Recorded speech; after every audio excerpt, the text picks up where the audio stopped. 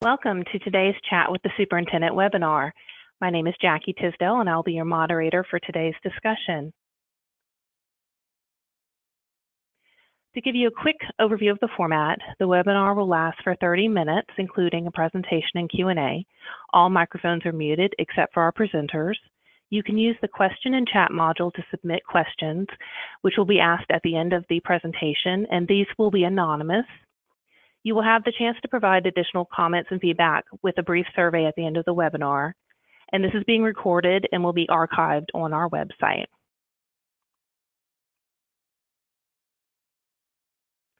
Today's panelists are Superintendent David Alexander, Assistant Superintendent A. Denise Graves, our Director of Planning and Construction, Chad Lynch, and myself, Jackie Tisdale. I'm your moderator. At this time, I'd like to turn it over to Superintendent David Alexander. Well, happy Wednesday and happy December to everyone. I'm so happy that you were able to take some time with us this afternoon. And we look forward to sharing some information with you. We do have a full 20 minutes, we expect, in terms of just an information delivery here. And we want to start today with just some exciting news. Of course, the entire webinar today just is some good news and exciting news and things we're proud of. But I know one thing that is an interest for everyone is flood recovery. And we had just last night at a school board meeting, our school board approved the designation of contractors to the final two school site recovery projects, which would be Galvez Primary and Santa Maria High School. So with that, you're looking at a chart right now where that sort of outlines where we are with all of our projects right now. And if you'll notice that we are either complete or under construction. And of those that are under construction, the targeted completion date of both Lake, Galvez, and the Galvez Middle and Galvez Primary Schools is August of 2018. Actually, those substantial completion dates are probably a little earlier on some campuses, June area, the May area. The bottom line is moving our students back into those campuses by the start of next school year. They will not be available this spring, but we anticipate the substantial completion falling somewhere between the end of school this 17-18 school year and the beginning of school for the 18-19 school year. And we also have some really good news for our Santa Maria High School Gators. That construction will begin here shortly. That contract was awarded last night as a final approval by our board. And through the creativity of our planning and construction department, our leader there, Chad Lynch, and CSRS, our consultants, we were able to develop a plan that is going to phase that campus back in rather than a single completion date, given that it's the largest campus that we have, and waiting all the way until full completion next December. We've found a way to bring some of those buildings back online there sooner. So you'll notice that we have three phases to this project at Santa Maria High School, and our anticipated substantial completion is of those three phases. The first completion would be in March of 2018. So we do anticipate being able to move some of our Santa Maria High School students and teachers back into areas, those sort of standalone classroom buildings there, the science building, the math building, or freshman building, or it's an old freshman building when I was teaching there years ago. It was the name of that particular building. I think it's a math building now. And certainly we have another building that houses band and choir and some of the performing arts. We expect to get those buildings back up and running by March of this year. That's great news. We'll be able to move some of the students or some of those classrooms out of temporary buildings into their more permanent buildings. And then we'll be bringing the Gold Dome and some what we call assembly areas back online at some point between the end of the school year and the beginning of next school year. And then the final completion of the restoration project at Santa Maria High School will be the main campus, that main building, the original Santa Maria High School building there. And that won't be completed until December of 2018, but we will be occupying spaces on that campus next fall while we're waiting on the completion of that building. So again, excellent news there for flood recovery. So now we want to shift gears a little bit, and we want to talk a little bit about just really what we're in the business of, which is the education of our students and those outcomes and how those outcomes are measured and how we take all those measurements. And, you know, first of all, every year about this time, about a few weeks ago, you were delivered some school letter grades. We get a district letter grade, and we want to talk a little bit about those letter grades, but we really want to talk about more than those letter grades, because we believe, and we know you believe as our community, that our schools and our children and the work that we do is more than a single letter grade.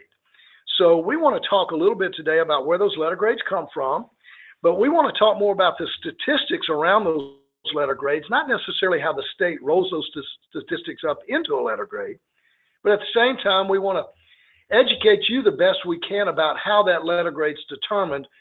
And then we want to talk a little bit about things that, you know, we'll never measure, but we know that you expect from us as the school system, and what we expect from ourselves in terms of developing children from the time we get them as early as Head Start at age 3, all the way through their 17th, 18th, or 19th birthday, when we help them exit and launch their adult life into post-secondary endeavors.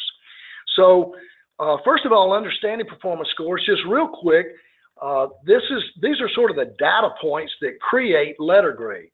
In our primary schools, those letter grades come straight from a single assessment. So again, I want to remind you that we do way more than one test, one assessment in the scope of a school year, but our primary schools are measured by that one assessment moment. Our middle schools are measured by that one assessment moment in the spring, along with something called the Dropout Credit Accumulation Index. And really, that is a lengthy stat there, or a lengthy identification of simply this: how successful is a 9th grader in high school in terms of earning Carnegie units their first year in high school. Middle schools get credit for that first year of high school success. And then our high schools are graded on really 4 areas. That's end of course testing in subjects of math, English, science, and social studies. It's a single test: U.S. history, sciences, biology. In English, it's been English 2 and English 3. It shifts this year to English 1 and English 2. And in math, it's been algebra and geometry. Also in high school, our students and our schools are measured on their success on ACT testing. They're measured on, did they graduate on time or not? And then they're measured on something called strength of diploma, which we're going to talk about a little later. So with that in mind, let's dig into a little bit of the statistics here. That's statistics around a letter grade. Now, I know that you all know, and we're proud of the work of our students and our teachers. Our community here really takes all 3,000 employees to have a great school district. And we're happy to report out, again, that we are an A school district.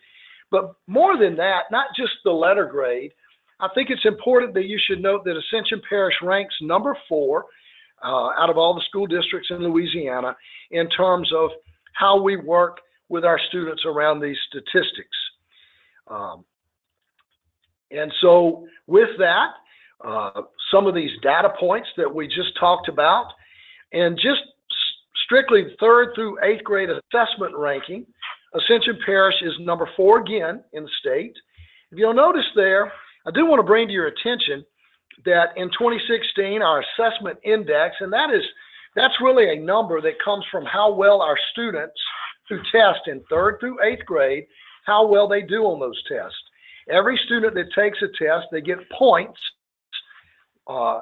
for what category they fall in on that test, whether they're basic, mastery, advanced, approaching basic, or unsat. All of those points roll up into a total number of points for all the students in Ascension. It's divided by the number of test takers out there, and we get a number, and that number was 92.6. And I do want to bring to your attention that we've been flat from 2016 to 2017. But I also want to mention here, if you'll notice that far right-hand column there, growth from 16 to 17, if you look at the top 10 school districts in Louisiana, many of them went down. Actually, most of them went down slightly from the 16 assessment to the 17 assessment. Only one, LaSalle Parish, had a little tick upwards. So A districts, it was really hard to move that number, that needle up. So it just, again, shows you the hard work of our students and teachers. Even though we were flat, that's kind of a positive thing in terms of the trend for the state of Louisiana. So we'd like to move on to just the growth ranking of Ascension in terms of how we grew that assessment index. I just referenced that. If you notice, overall, all the school districts in Louisiana, we were number 8 in terms of our growth. And again, we've already seen that we didn't grow, we were flat. But if you notice that, you know, being number 8, that really means that the trend in the state of Louisiana on this assessment index was really downward last year. There was a brand new social studies test that was administered in grades 3 through 8. That social studies test, there wasn't a lot of guidance in terms of the content and context and sort of the demands of that test. So many school districts experienced a decline in their assessment index, but again, kudos and applause to the hard work of our teachers and our students who kind of overcame that obstacle and still performed well enough to at least avoid any downward trend by Ascension. And you'll notice there's a lot of school districts in that top 10 there that aren't even A school districts, and you would expect some growth out of those anyway, especially in other areas. In end of course testing, that's a high school initiative there. The end of course testing, again, I've already referenced, that's in Algebra 1, Geometry, English 2, English 3, Biology, and U.S. History.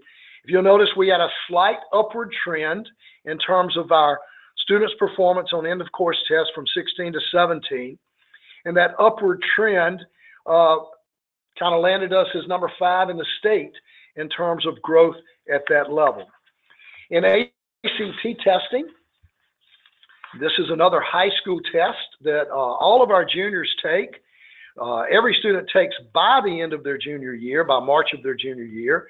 And oftentimes students take it as early as their sophomore, some even their freshman year. And then we are rated as a school district on the final ACT score they get by the end of their senior year. So if you'll notice there that we still in the top 10 there in terms of growth from 16 to 17, our students grew 4 points on ACT testing. And that also includes a test called Work Keys that we won't have time to go into the details around Work Keys, but Work Keys is a test that's administered by ACT, and it measures work-ready skills for students.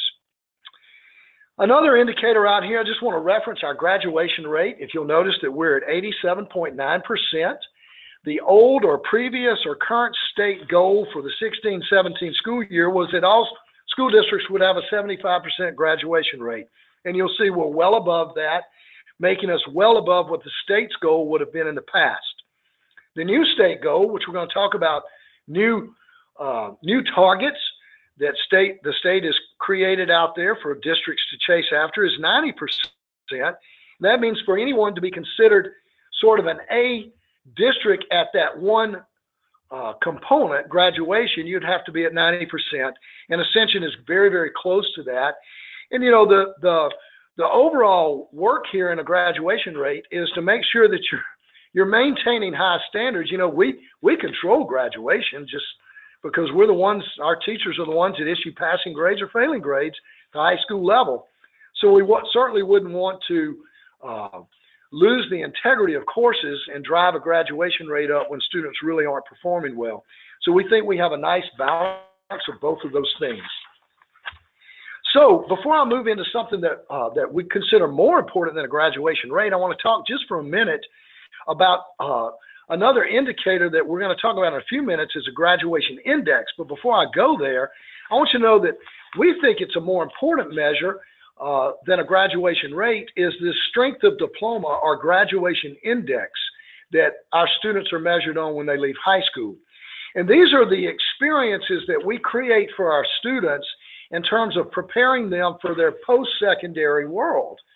So the graduation index is a number or a calculation that the state uses to not only say did we graduate a student on time, but what are some quality diploma indicators that a student left with?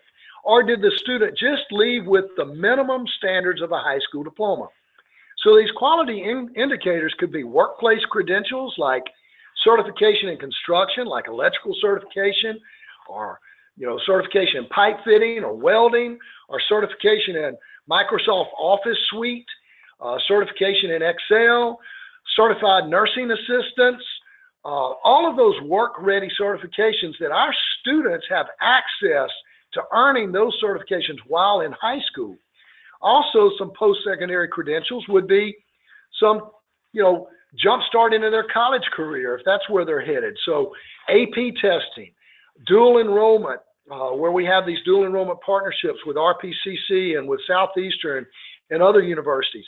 Graduating students with already the beginning stages of a college transcript with 3, 6, 8, 12, even 30 hours of college work before they go into college. So all of that rolls into what's called a strength of diploma that we have on a slide here for you that shows you how we take those diploma indicators and it factors in, and you'll notice Ascension is number 4 in the state of Louisiana on getting its students out with quality diploma indicators. And we are continuing to work with all of this. And if we go back a slide, Jackie, I want you to notice kind of what's labeled up on here. We have students that graduate from school or that are in high school today that fit into one of these 5 categories. And I'll be honest with you, if you look at the college-bound category, a lot of time that's just out of default. Someone saying, well, I'm going to college. They're really undecided. Or somebody saying, I'm going to work, but they're really undecided. They don't know what we're doing.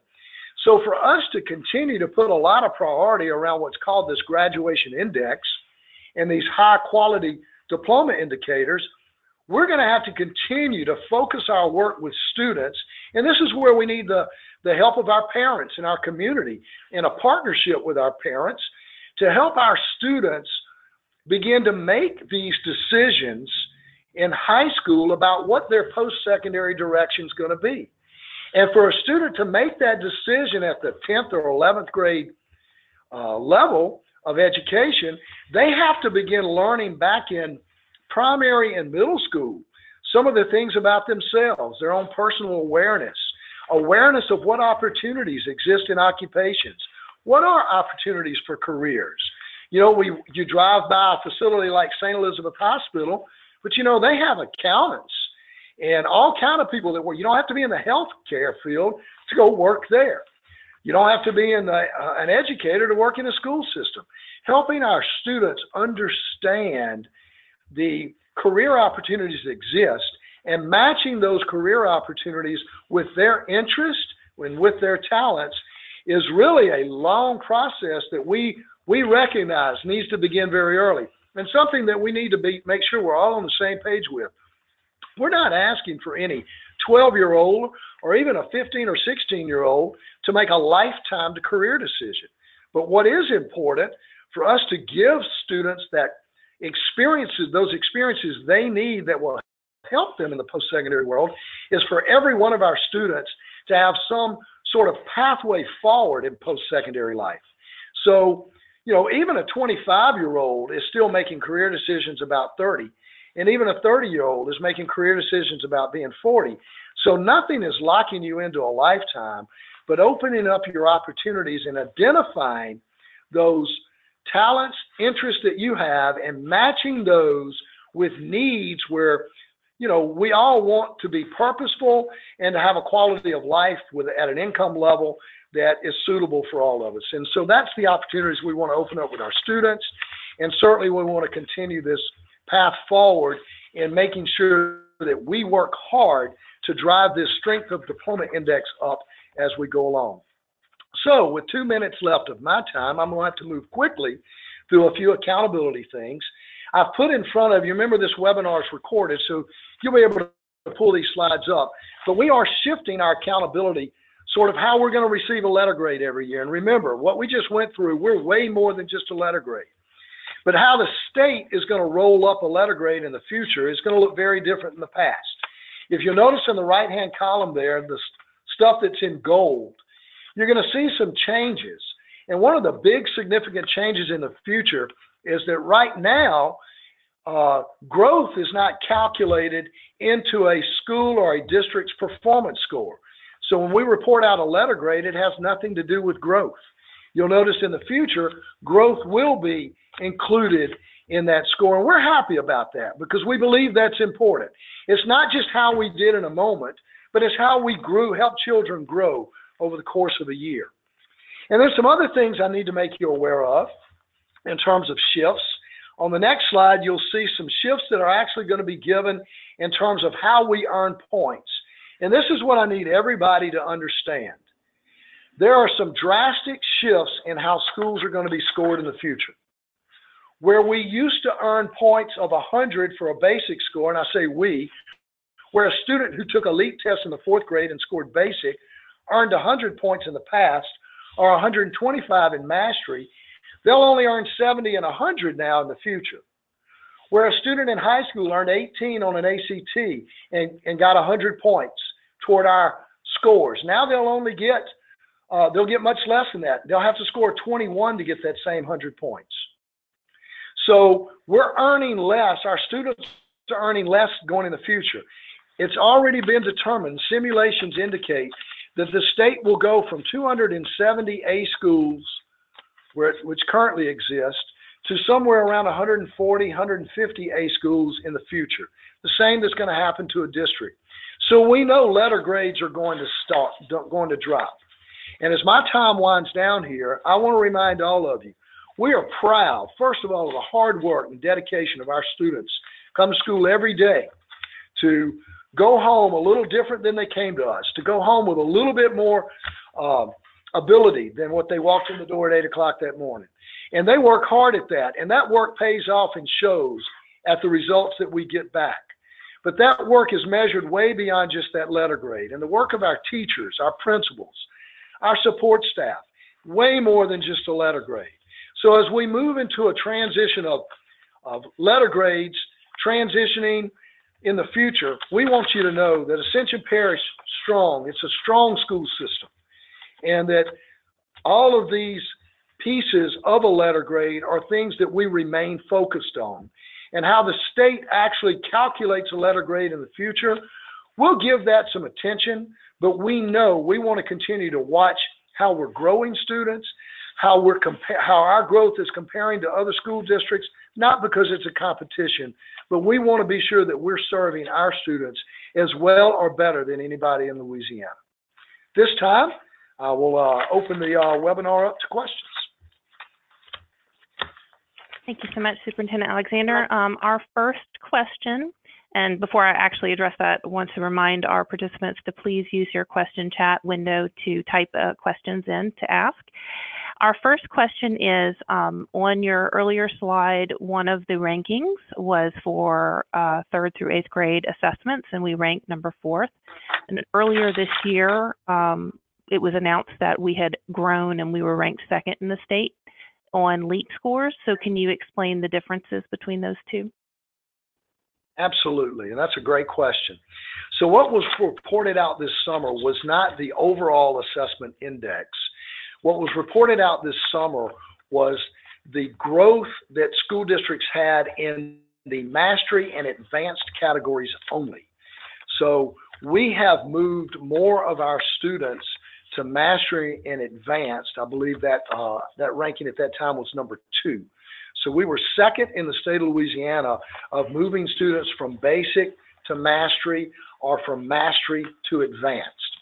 This index number, the 92.6, actually that's why we didn't go down, because that now includes not only just the percentage of students that moved to mastery and advanced, but now it includes the points that were earned where students that scored advanced, all of those points added together with students that scored at mastery, were students that scored at basic, and includes also those students that still were at approaching basic and unsatisfactory, all rolled up into an index, not just a percentage number. So I don't know if I've made that clear, but the summertime was really about a percentage of growth, students moving from basic to mastery and mastery to advanced. This number that we reported out today is an assessment index. It is a value of all the assessments in Ascension of all the 3rd through 8th graders. Thank you. Our next question is, what about the subject matter that's not being measured by the state, such as art classes, PE, band, any type of electives? I mean, how does that factor into accountability for the schools? I love that question. As a matter of fact, today it's not, and we believe that's a problem because we believe all of those, the entire experience that a student has from, again, age 3 or 4, if we happen to get them that early, or at least by age 5 in kindergarten, through their 17th, 18th, or 19th birthday, or whenever it is that they leave us. All of those experiences is what really matters. I mean, if you really wanted to measure a school system, what you would do is measure the success of 19, 20, and 21-year-olds after they leave a school system, because the real measure is what's happening when they do hit their post-secondary world and how well we've prepared them to be successful there. And so those classes you just referenced absolutely are huge. I know I was in high school back in the 70s. One of the most significant classes I took back then was typing. It wasn't math, English, science, and social studies in terms of the skill that I continue to use is keyboarding. So we don't get measures on that. As the state's accountability system moves forward, there's going to be a category called interest and opportunities. You're going to hear more about that in future webinars. That is a category that's going to be coming put on the plate of districts and in terms of their measurements for the 2019-20 school year. So there's still some work on that. As a matter of fact, we sit on a state level committee. Mia Edwards represents Ascension Parish on a committee there where that's being vetted and looked at. And so this interest and opportunities category is going to be a place where we do bring some value or measurements to some of the other things that schools do. Now, it'll only be a 5% category, so I'm not sure it's being weighted enough at this point in time, but where those experiences offered, whether it's in world languages or whether it's in performing arts or some of the other things, experiences, the visual arts and those kind of things are going to be included in the future. We only have time for one more question, so I'm going to combine because the two questions here. The first one is, are we moving as quickly as possible on flood recovery projects?